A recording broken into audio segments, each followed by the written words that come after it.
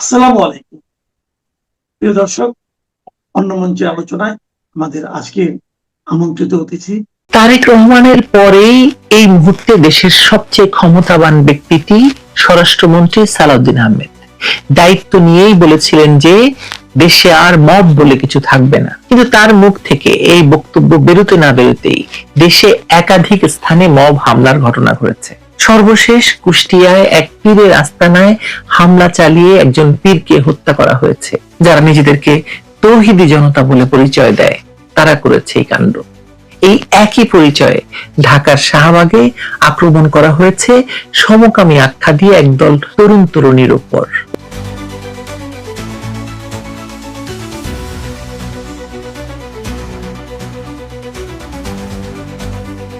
গ্রামীণ পাকা সড়ক দিয়ে শতাধিক মানুষ জোরে জোরে হেঁটে যাচ্ছে, হাতে লাঠিসোঁটা, রড, হাসুয়া, দা, কুড়াল, মুখে স্লোগান।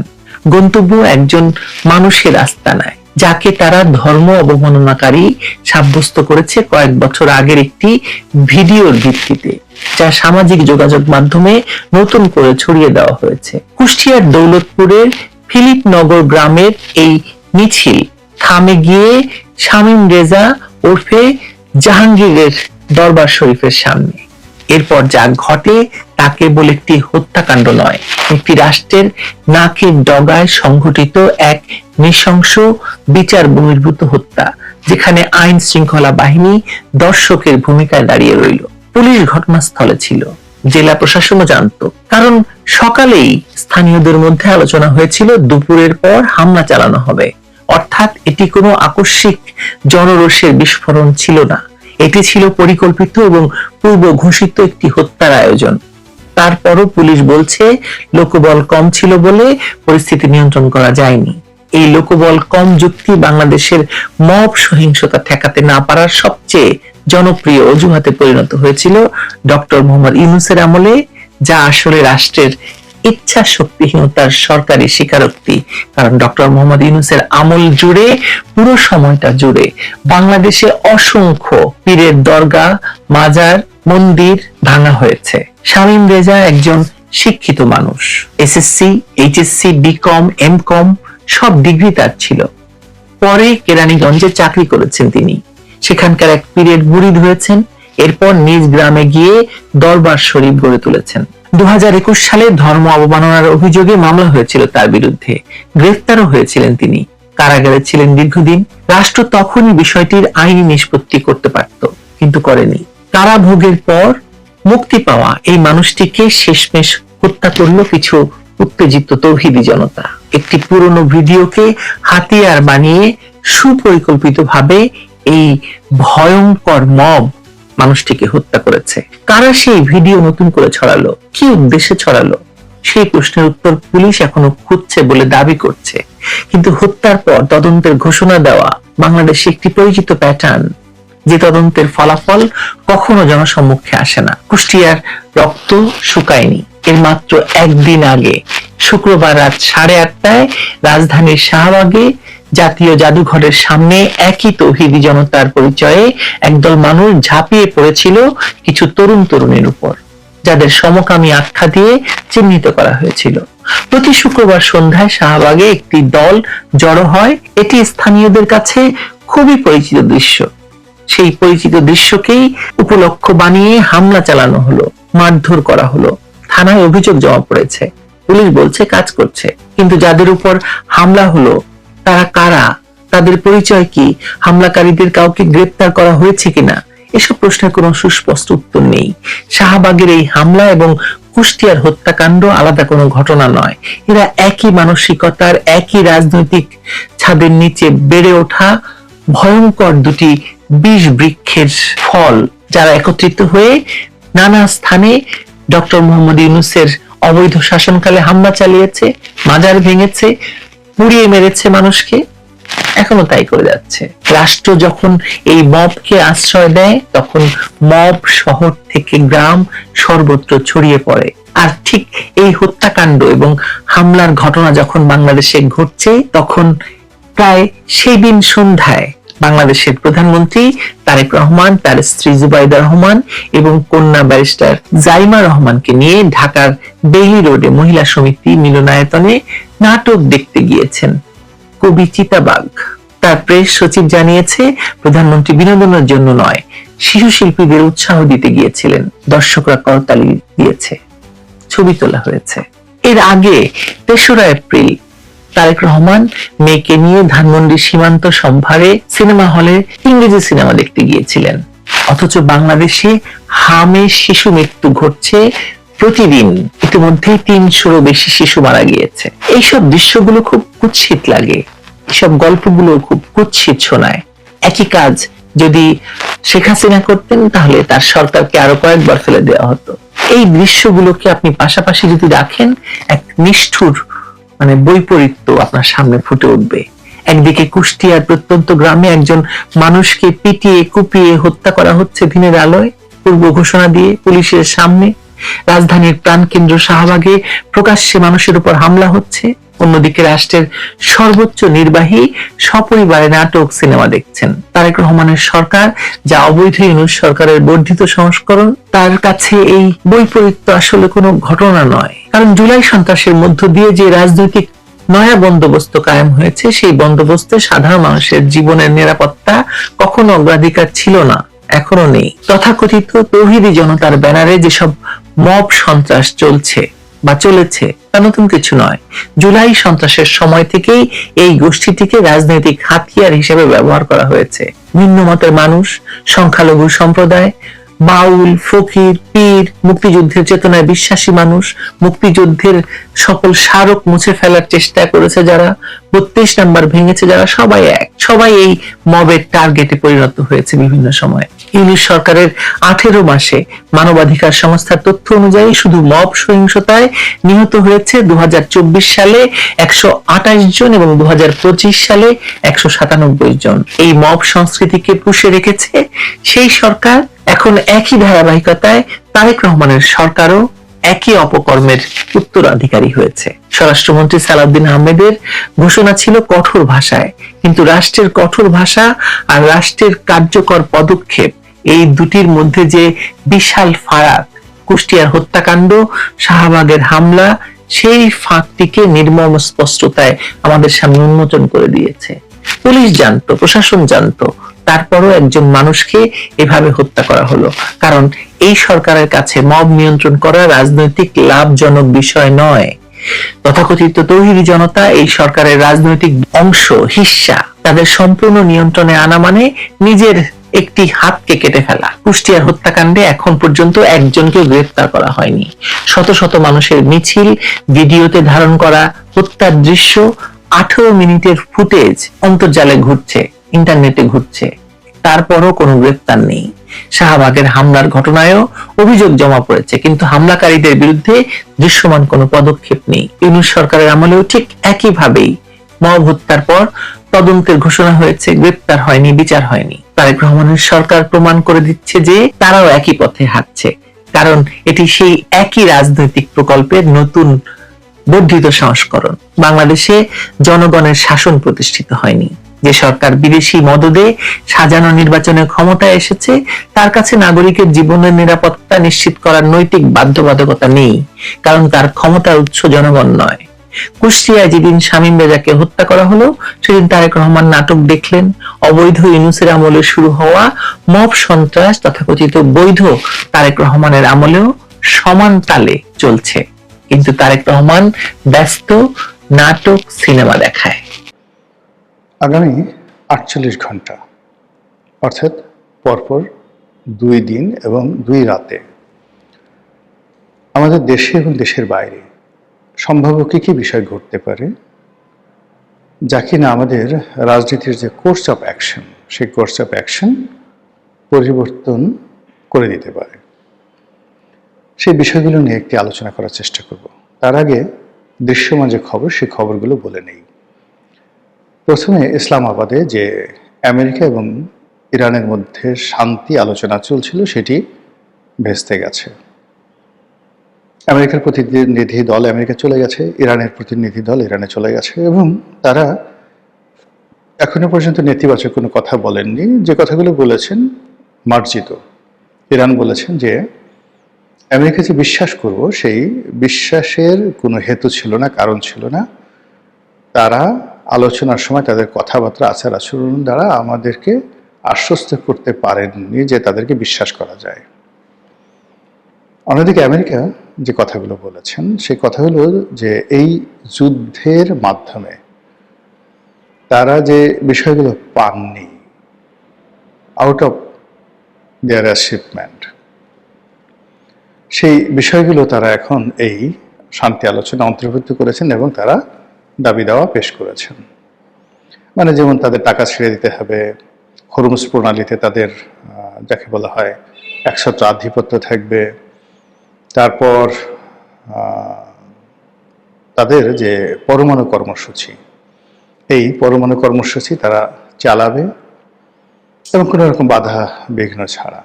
তার আন্তর্জাতিক পরমাণু শক্তি কমিশন যেটা আছে তার যে সদস্য পদ হিসেবে তারা যে চুক্তিবদ্ধ ছিল সেখান থেকে তারা বের হয়ে আসবে। এরকম আরো অনেক কথাবার্তা তারা বলছে যেটা আমেরিকার আচরণে বোঝা যাচ্ছে। অন্যদিকে ইসরায়েলের অবস্থা খুবই গুরুতর। লাখ লাখ মানুষ যুদ্ধ বন্ধ করার জন্য রাস্তায় নেমে এসেছে। তারা ইরানের সাথে যুদ্ধ করতে চাচ্ছে না, তারা লেবাননের সঙ্গে যুদ্ধ করতে চাচ্ছে না। এবং এটা ইসরায়েলের জন্য প্রথমবার এই যে নেগোসিয়েশন, সেই নেগোসিয়েশনে রীতিমতো একটা অবমাননাকর পরিস্থিতি তৈরি করা হয়েছে। ইসলামাবাদে ইসরায়েলকে রাখা হয়নি। এর আগের বার যখন যুদ্ধ হয়েছিল তখন নেগোসিয়েশনের যে কথাবার্তা সেটা হয়েছিল কায়রোতে। তো সেখানে সরাসরি ইসরায়েল না থাকলেও ইসরায়েলের উপস্থিতি বা অংশগ্রহণ মেনে নেওয়া হয়েছিল। এবার এটা মেনেই নেওয়া হয়নি। এটা বেঞ্জামিন নেতানিয়াহু এবং ইসরায়েলের জন্য খুবই অবমাননাকর।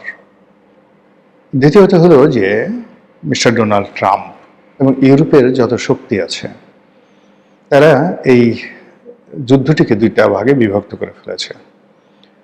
প্রথম যুদ্ধ হলো যে ইরান ভার্সেস আমেরিকার যে যুদ্ধ, এটা আমেরিকা এবং ইরানের মধ্যে একটি চুক্তি হবে এবং এটা স্বতন্ত্রভাবে করার জন্য ইসরায়েলের কোনো রকম এখানে অংশগ্রহণ নেই।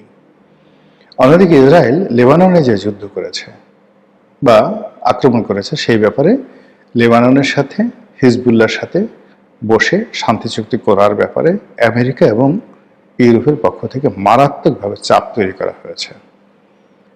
অন্য একটি ঘটনা কিন্তু এখানে ঘটে গেছে।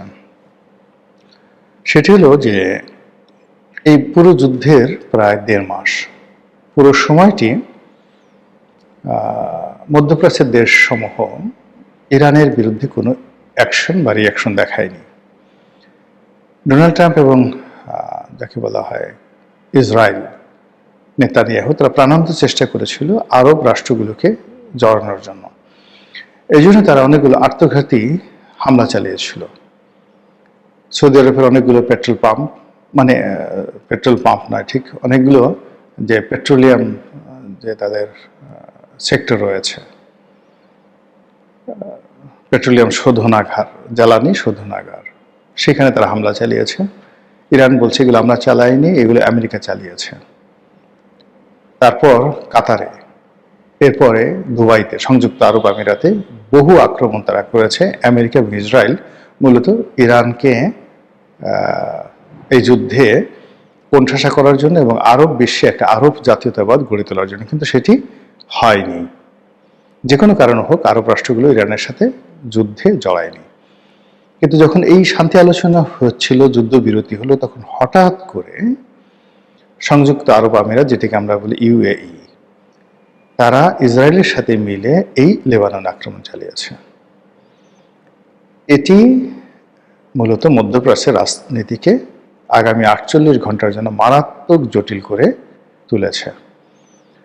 আপনারা জানেন যে সংযুক্ত আরব আমিরাত এবং সৌদি আরব এই দুটো শক্তিধর রাষ্ট্র, দুটোই ইসরায়েলের বন্ধু, দুটোই আমেরিকার বন্ধু, কিন্তু এই দুটোর সাথে আবার ব্যক্তিগত সম্পর্ক একেবারে অহিনকুল সম্পর্ক।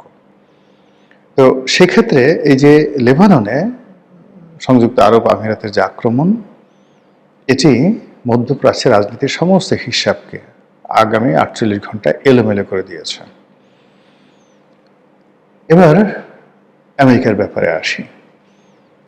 আমেরিকার যে অভ্যন্তরীণ রাজনীতিতে 3 থেকে 4টি ঘটনার সামনে আসছে।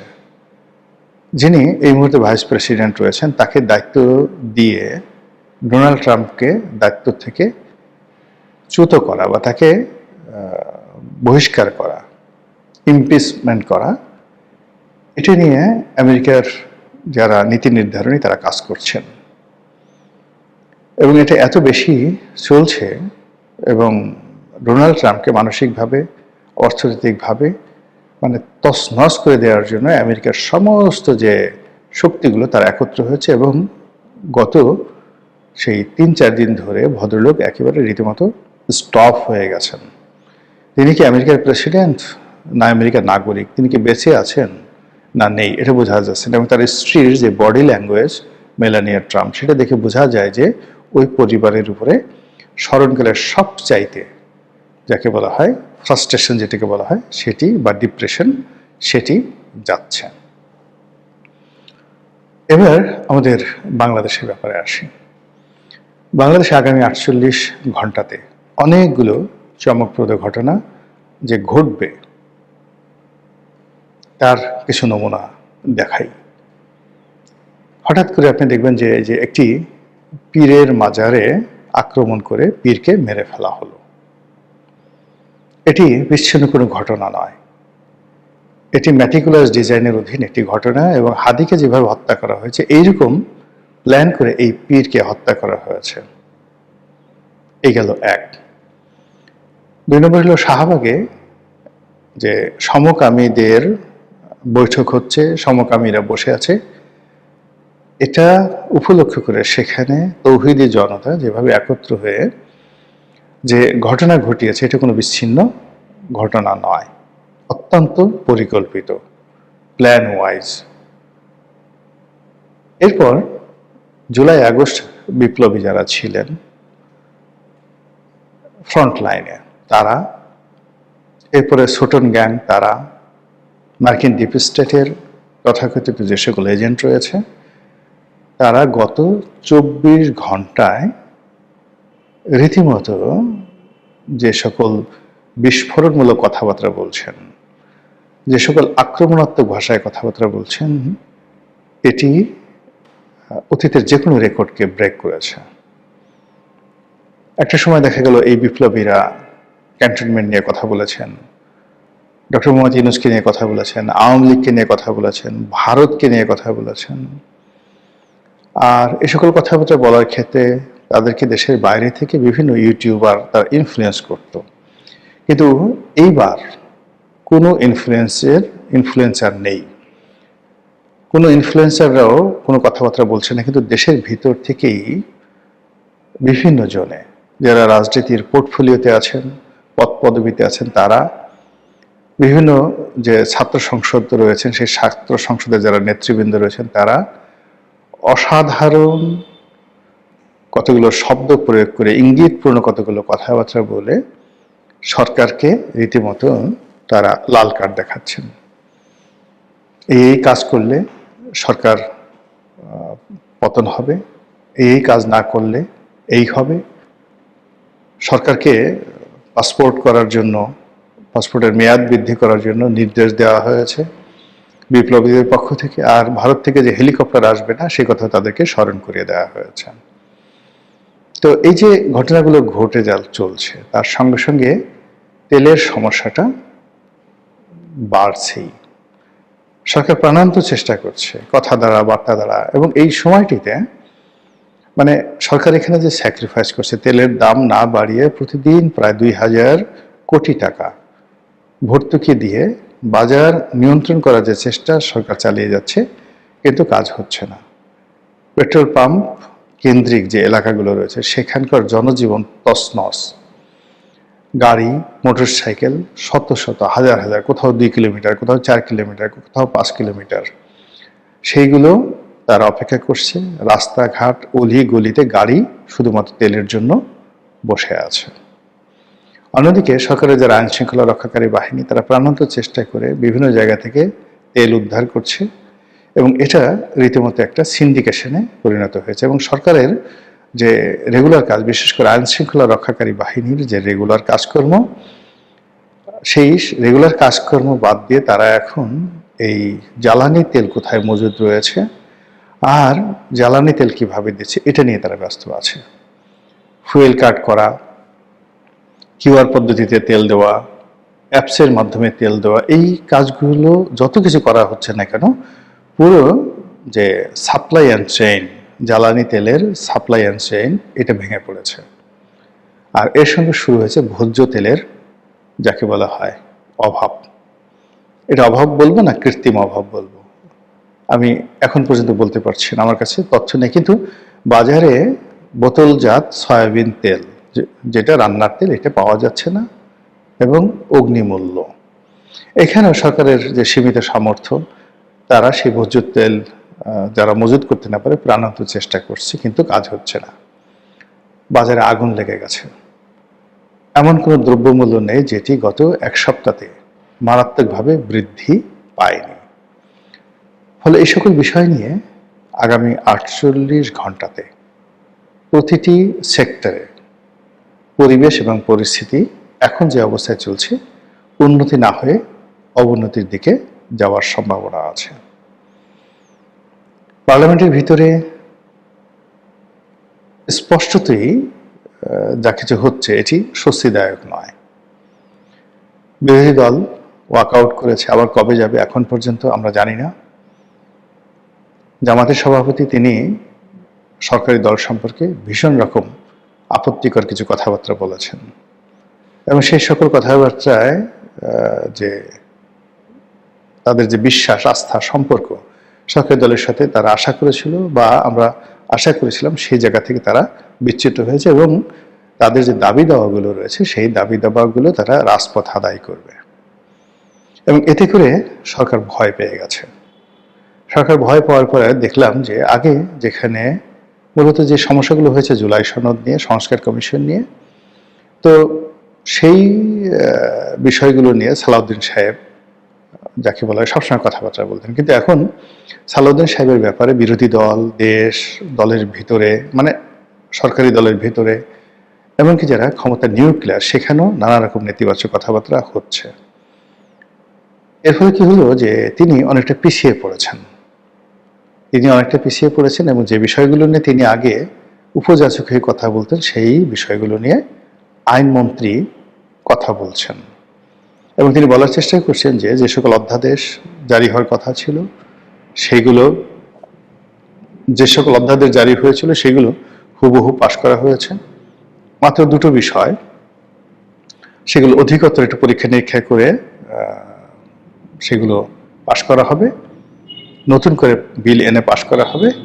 আর জুলাই সনদ এবং সংস্কার, এগুলো বিরোধী দলের কথা মতো সবকিছু হয়ে যাচ্ছে বলে এরকম একটা আশ্বাস তিনি দিয়েছেন। কিন্তু বাস্তবতা হলো যে আইনমন্ত্রী এবং স্বরাষ্ট্রমন্ত্রী দুজনই বিরোধী দলের কাছে তাদের যে আস্থা আছে, যে বিশ্বাস আছে, সেটা তারা হারিয়ে ফেলেছেন। অন্যদিকে দলের মধ্যে থেকে তাদের কাজকর্ম করার জন্য যে নৈতিক সাহায্য এবং সহযোগিতা দরকার, সেটি নেই। দলের লোকজন স্পষ্টতভাবেই তাদেরকে এখন বুড়ো আঙুল দেখাচ্ছেন।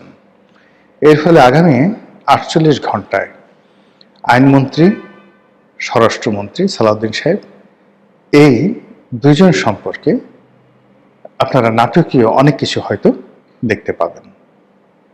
মহান আল্লাহ আমাদের সবাইকে হেদায়েত দান করুন এবং হেফাজত করুন। আসসালামু আলাইকুম ওয়া রাহমাতুল্লাহি ওয়া বারাকাতুহু।